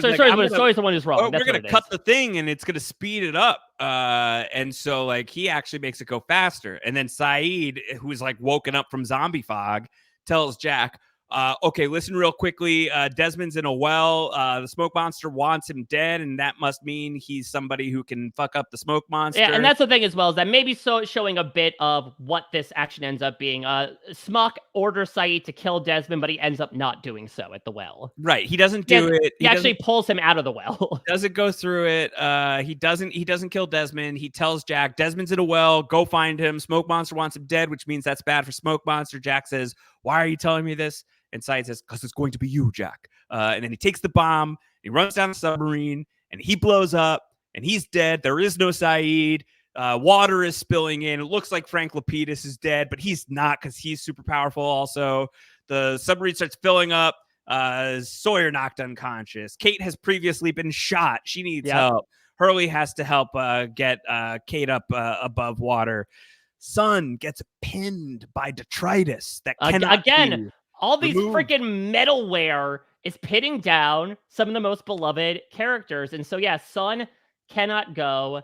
And maybe in one of the more controversial character moves in retrospect, Jin decides, like, no, it has been basically a day since I've been reunited with my lost love of 3 years. I'll never leave her again. I will never leave her again. I am staying here. And so we get this entire sequence where the two of them declare their love for each other as the submarine floods with water. And we get one of the final shots of, the wrecked submarine, their hopes and dreams of leaving the island up in smoke, at least for now. And much like Charlie, a lingering shot of the two holding hands underwater together until the end. Even though I think some fans feel that maybe Jin should have been able to leave and take care of their daughter. Jin should have left to go and raise the kid. And there's a whole discourse around this that I shall not engage in. I am not a parent, so I have no way of knowing, but good luck getting me to leave Emily behind, right? So I don't know what it would be like. I'm not putting you on the spot, Mike Bloom. Nope. Listen, I plead the fifth in that regard. We have a really good conversation about this, I think, in the episode when we did the recap, when we did the breakdown, especially from the perspective of Jin as well, and like what his headspace is in particular. But suffice it to say, when this episode aired, it was gutting. Yeah. I mean, this was before the Game of Thrones of it all, where they just slaughter main characters en masse in one fell swoop. 3 characters that have been there since the very first episode are now capital D dead. Sayid, Jin, Sun are not on the island anymore. They are dead for the rest of the season, and it is fully represented in one of the last scenes as the survivors of this submarine, besides Frank Lapidus, which is Jack, Kate, Sawyer, Hurley, get to shore. And as Hurley realizes the gravity of everything that has happened, their plans up in flames, their friends dead, he just starts sobbing for all the tragedy they just experienced. Yeah. And then we cut to the smoke monster and he goes, "It's sunk." So he could like hear that, which is terrifying, and or feel that. I don't know which is worse. Yeah, And it's like I'm gonna go to finish what I started. yeah, Claire's like, they're all dead, and he's like, not all of them. And she goes, where are you going? Finish what I started, which is like, okay, mask off, surprise, Smoke Monster's a bad guy. Or is he? Or is he?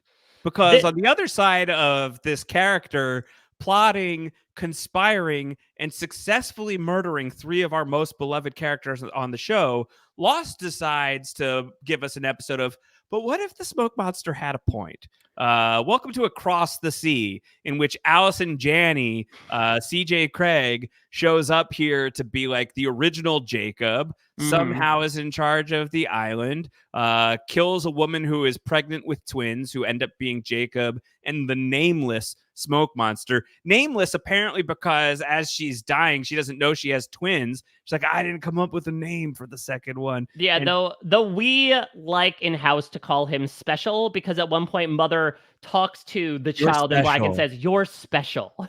Yeah, so we started calling him Special after that. And so I believe there was a time where he was going to be called Sam, but that never made it to canon. That was like some like casting sides, and I think maybe in a script or two.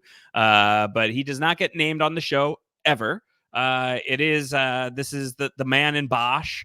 So it's Bosch versus Jacob here, and they are the Bosch brothers. And Smokey, future Smokey, all he wants is to not be here because he's seeing ghosts, and the ghosts are telling him like, yo, you're not from here, and that's not your mom. She killed your mom. Yep. And so he goes and he like moves with all these other people who live here, and they're terrible, but he's learning from them, and he's figuring out a way to leave. And then his mother, Allison Janney, knocks him out because he's not supposed to leave, and she slaughters all of the people that were here.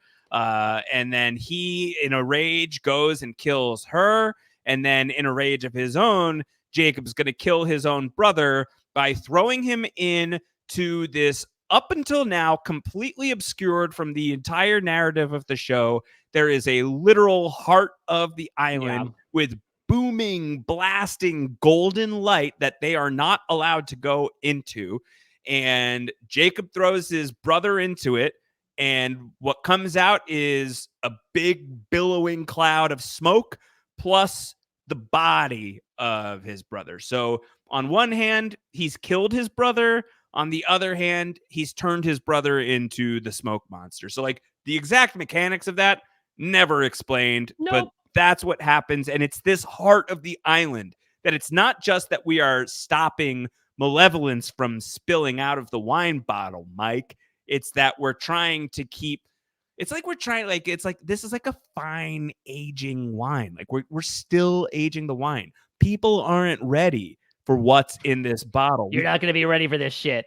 We got it. But your children, they're going to love it. They're going to love it. But your kids and their kids and their kids are going to always try and get it because it's like, oh, I want a little bit of that vino, that red wine magic, that golden wine at the center of the island that could provide all sorts of like superpowers and cures and all of these things, these secrets of wellness, Mike.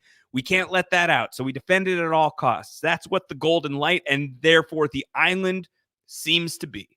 And we also see that in order to become a protector of the island, Mother will get Jacob to drink from the stream outside of the island, the heart of the island. We'll get that quote, "Now you are like me." And so we see sort of how Jacob came into his own as well. And Jacob will end this episode by laying his brother's body down alongside his mother's body. And if that sight looks familiar, we really get it lampshaded right here at the end. As it turns out, who were Adam and Eve, Josh, the 2 skeletons found in the cave with stones in their hands? Were they Jack and Kate from the future? Were they 2 other characters? It was Allison Janney and Titus Welliver. It was Allison all along. So Across the Sea is actually regarded by a good amount of the audience, not all, but a good amount of the audience, as the worst episode of the show. Or one of them, at least. One of them, certainly, alongside, besides the Jack's tattoos of it all. I think the timing certainly doesn't help. We are just dealing with this absolute devastation of losing 3 characters. And like you said, the forward momentum is propulsive once we hit Happily Ever After. And now we're going to stop down for an entire week and learn about in the real time. It was hard. Yeah, about Jacob and the Man in Black. Now, it does set up the heart of the island as really the MacGuffin and the final set piece for what the last 2 episodes are.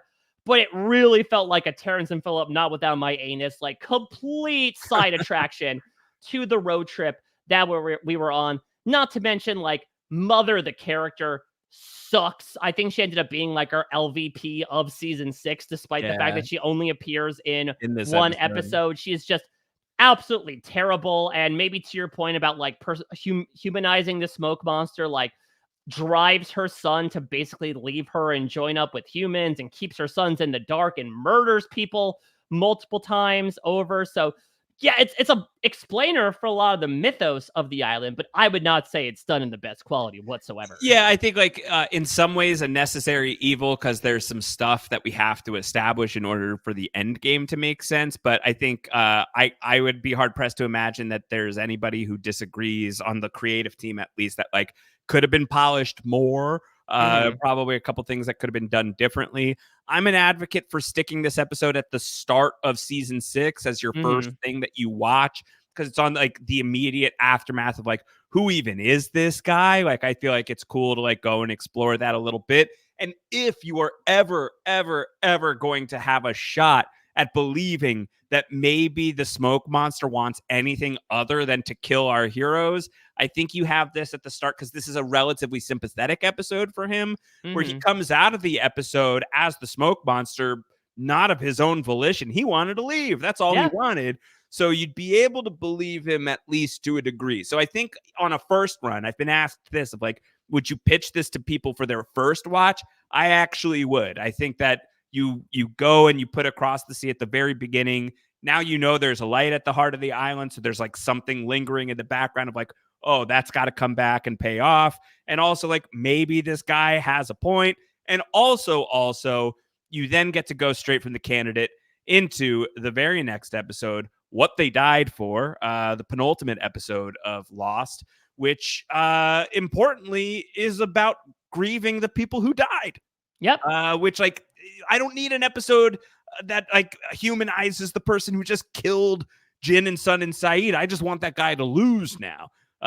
So whatever. In What They Died For, Jacob decides like, all right, I'm going to show myself to the survivors. They can pick, but one of you all has to be a candidate because my time is over. Smoke monster's getting ready, and somebody's got to stand in the way. And so it's like, Hurley, you're a candidate. Sawyer, Jack, your candidates. Even you, Kate, even if you don't have a special number, I just crossed you off because you're a mom. It's like, I'm a little old-fashioned. I'm like hundreds of years old. Yeah, I don't like that. And Jack is the one who's like, I know it's me. This is it. This is why, this is everything. This is what I've been building towards. This is why I had to come back. This is my destiny. And so like the full transformation into being the surrogate John Locke happens now, where Jack is going to become the new Jacob. He's going to, what does Jacob say? He's like, is that a question? Like, this is my destiny. Is that a question? He says, no. And Jacob's like, good. Okay, cool. Now you pass the test. Now drink this like crazy, like golden light antibiotic water. Yeah, that I put in like a little dinky Ajero water bottle. Yeah, here's my little what was his name? Dinky. What was Derwin Spinks. Yeah, here's my Derwin Spinky water bottle. So Jack is now Jacob. Ben is with the smoke monster. Ben and the smoke monster get Charles Widmore killed. Ben shoots him, which is very happy. Yeah, basically where like Locke ends up coming to the barracks. He ends up killing Zoe, and then like Locke says, if you help me get off the island, I'll spare your daughter. And as they're about to like communicate, Ben kills Widmore and says he doesn't get to save his daughter. He doesn't get to save his daughter. That's not fair. So Ben, though, is like, he is also trying to kind of like sort of like con the smoke monster. He now knows that the smoke monster had conned him into killing Jacob. The smoke monster, at the height of his hubris now, is going to decide that that Ben is still just like totally under his thumb, even if he's not. And also he's going to reveal his master plan to Ben, which is, I'm going to destroy the island. That's the final cliffhanger of Lost. Again, so we had He told us to move the island, gonna blow up the island, and we have to destroy the island. Yeah. Which, by the way, just we didn't say it. Like, you now that you know who the smoke monster is, and the smoke monster is the big bad evil guy, that like you can go back and you can see a few things throughout the show. Smoke monster kills Mr. Echo. Mr. Echo's dying words to John are "You're next." He's who the smoke monster courts next. It seems like maybe the smoke monster was like courting Mr. Echo to see like, is this guy going to do anything that I tell him to do? Locke clearly will do whatever like the island tells him to do. So the smoke monster's like, sweet, I'm just gonna show up to him a ton and like tell him that these are things that need to happen. So like Christian in Jacob's cabin at the end of season 4 is clearly the smoke monster. He's the one who tells Locke, like, yeah, you gotta go, you gotta die. So all of this has been like the smoke monster's long, carefully seeded plan. Was losing the plot a little bit by the end of it, though. I mean, like, he put a lot of work into it. Like, he's like, and then like the final steps, I'll improvise. Like, you Yeah. could have thought about the end, man. You're so close to getting out of here. That's the thing, is he got incredibly close to basically taking So over the close. world, or just like, I guess, spreading his seed across the world. And it turns out that while the survivors were super sloppy in the beginning, they're able to put together a great fourth quarter performance to overtake him in the end. He's like that classic fourth place finalist. You know, like you figured out exactly how to get to the end, except for how to make that damn fire. It's a shame. You could have won the whole thing. Could have won the whole thing. Damn that fire making challenge. Let's go to it, Mike. The final episode of Lost, the end, a very packed episode that we can't even begin to do justice to here in this format, in the cliffhanger notes format. Other than to say we have a literal 8-hour episode of the podcast. I still cannot believe we recorded for a third of a day about Mike the and finale. I recorded an 8-hour podcast about the series finale of Lost that either is interesting to you or terrifying to you. And what is there to say at this point? Jack and the crew face off with the monster. Monster wants to unplug the golden thing at the heart of the island. He needs Desmond to do it. Jack wants to do that too, it turns out, because it turns out doing that leaves the smoke monster physically vulnerable again. Right, that was the thing that made him powerful and invulnerable. And so in this matter, this is when he gets permanently stuck in John Locke's form and allows Jack to punch him in the face and Kate to shoot him. Yeah, so that's the plan. They're able to pull that off. So Smoke Monster gets killed as the whole island is exploding. We're going to have to plug the cork back in. Jack and Kate get to have some final I love yous. Jack's been stabbed. He's dying. She knows this is the last time she'll ever see him. Right. And so basically he's like, okay, I'm going to go make the sacrifice play to go to the island. The rest of you go to Hydra Island, get on the plane for real this time, and fly off. And Hurley is going to go with Jack here to the heart of the island. And they're going to fly. Great, Desmond's still alive. He didn't die. I definitely had some worries that, like, this permanently tortured character, after finally getting his happily ever after with his wife and son, like, is left to die on the island as a pawn in someone's game. No, luckily, he's okay, just a little bloodied up, that man. And Jack is going to send him off, saying he'll see him in another life. Brother, as he himself will put the plug back in and save the world.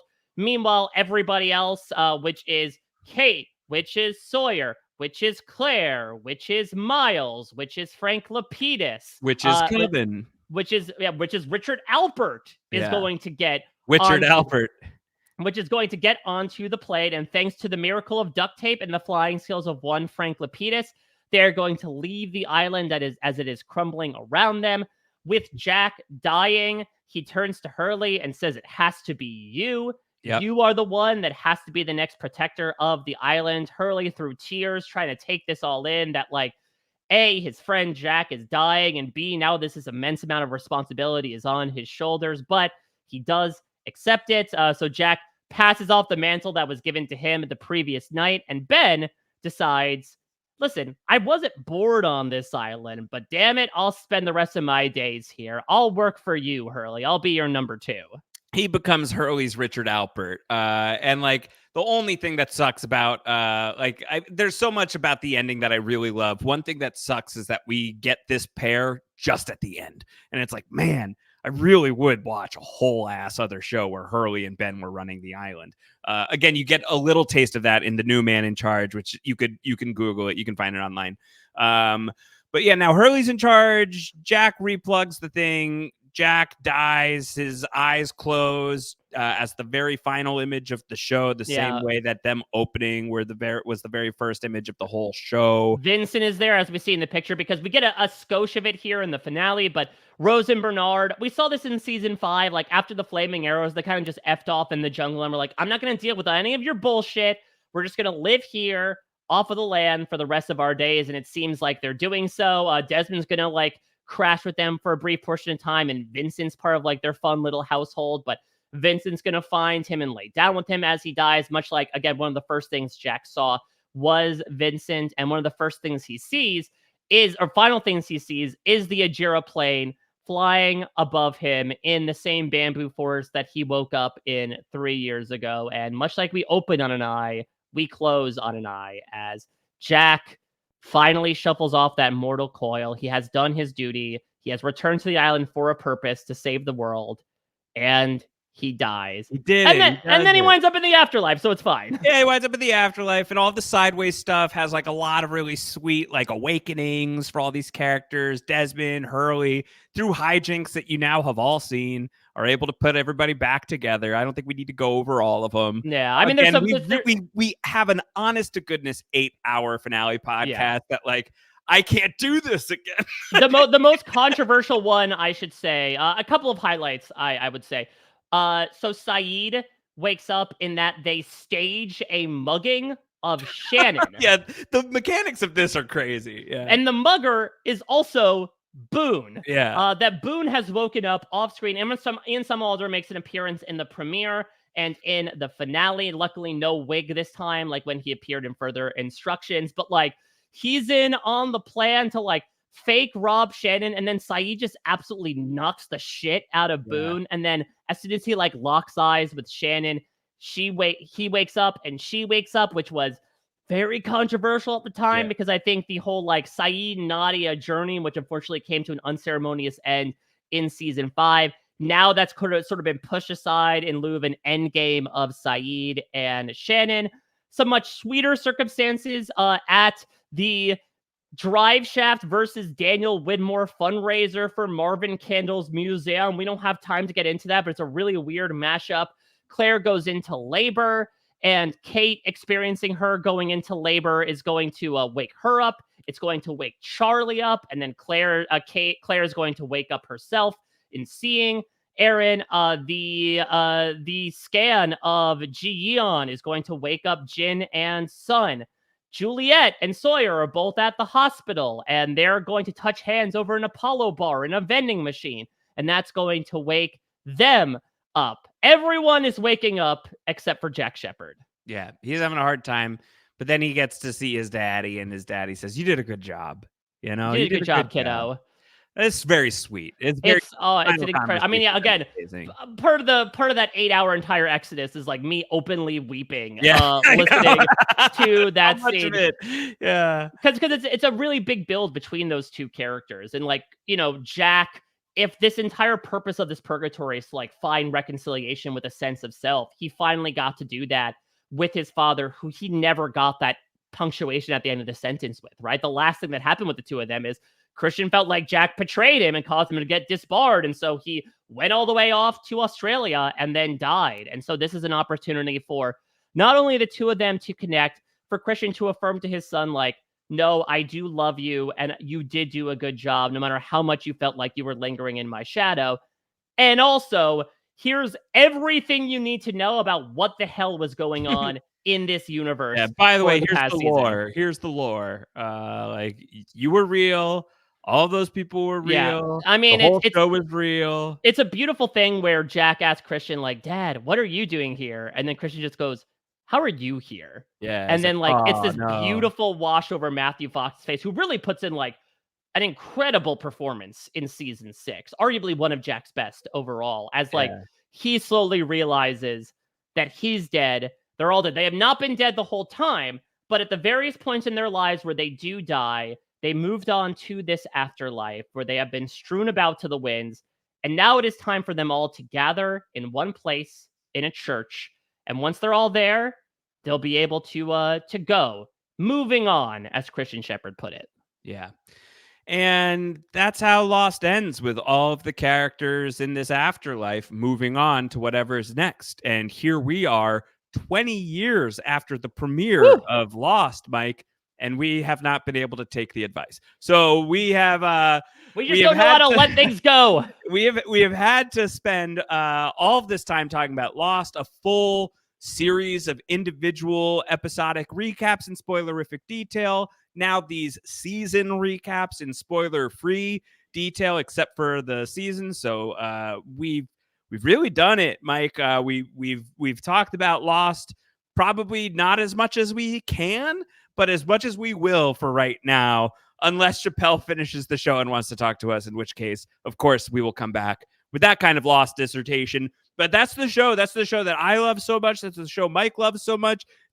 That's the show we were telling you about. Like, we've been trying to get you all to watch the show, and I hope it worked, and I hope you liked it. I hope you enjoyed it as much as we did. Now you get to go and rewatch the whole thing. I certainly did. I absolutely loved getting to relitigate this all, Josh. I mean, you and I have been talking for a while about, like, the spoiler-filled version was so much fun to do. We got to do so much head-scratching, mind-bending, backwards logic as to why things happened on the show based on what we know was set up in the last season. And we always were wondering, how do we do it from a spoiler-free perspective? We obviously don't want to recap every episode again. That just feels like reinventing the wheel. And so I'm glad for many reasons, that Lost found its way onto Netflix because it allowed a bunch of people to connect with it for the first time, but also it gave us a golden opportunity, much like the golden light of the heart of the island, to get to talk about the show in some way, shape, or form. So I hope everyone, whether you were a day one Lost devotee, you came into it before we did Down the Hatch 1.0, or someone who has indeed been watching Lost for the first time and following along with these podcasts, it has been amazing to have you in this church as we, I would say, move on, but as you mentioned, Josh, we'll find any and all excuses to talk Lost at certain points. We'll keep finding excuses to talk about Lost, including conversationally during the other focus of Down the Hatch. We are about to resume our latest project on Down the Hatch when we come back with our next podcast, Battlestar Galactica, which was a contemporary of Lost. It's a science fiction show that is also about a bunch of stranded characters trying to survive in very different circumstances. This time in space. Also enjoying, I believe, a 20-year anniversary this year. And it is a show that is near and dear to my heart. Certainly, it is becoming near and dear to Mike's heart as he's experiencing it for the very first time. So these are spoiler-free individual episode recaps that you're getting when you listen to Down the Hatch covering BSG. We've been on a hiatus since the end of post-show recaps. The hiatus is almost over. We're going to take a quick little break to power down from Lost. And in about 2 weeks, we are booting BSG back online. We promise. We promise for real.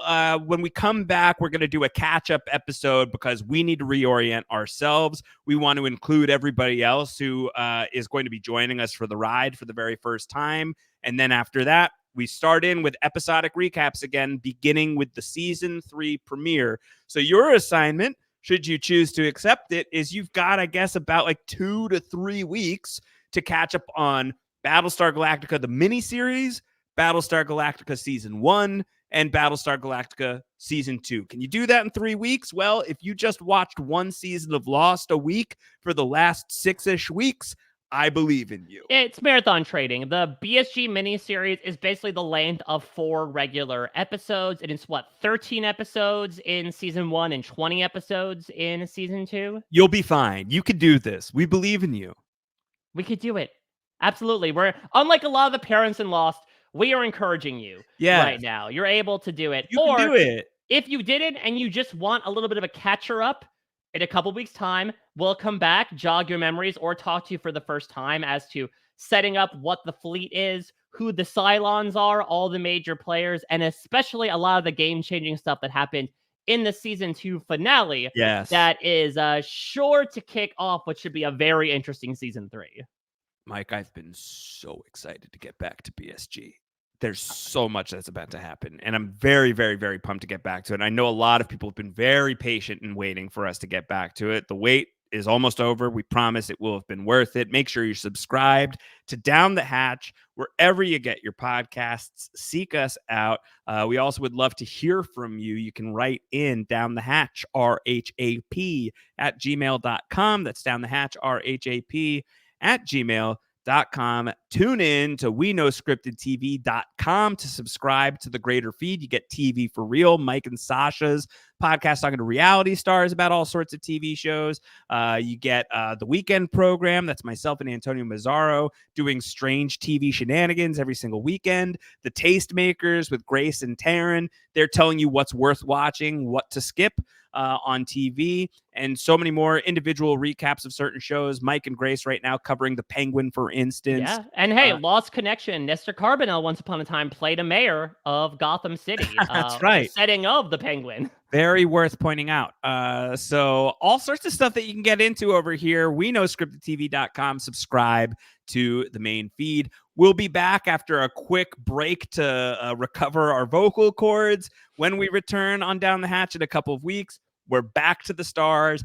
BSG, baby. Full spoilers through season 2 and no further in the next episode of Down the Hatch. Are you excited, Mike? Oh, I mean, I am pumped. Admittedly, just due to all the other stuff I'm doing in both scripted and reality, I've kind of compartmentalized that part of my brain, put it on a memory card, and like basically set it aside. So I'm really excited to get You're going to rewatch any BSG to get back in the space? Oh, 100%. I'm going to rewatch that finale, not only because it was such a great episode, but like I need a reminder of who, where, when we are. And I am really excited to get back into it. BSG is a show that I have very much enjoyed, and especially also the core conceit of Down the Hatch being a little different than usual, where I am exposed to this all for the first time. So I am just throwing out, much like you all did watching Lost for the first time, theories abound, crazy guesses theories as to what's going on with characters, where things are going. Josh, it's very fun to track what Mike is getting right. Let me tell you that. It's almost more enjoyable to track what you've gotten wrong. Oh,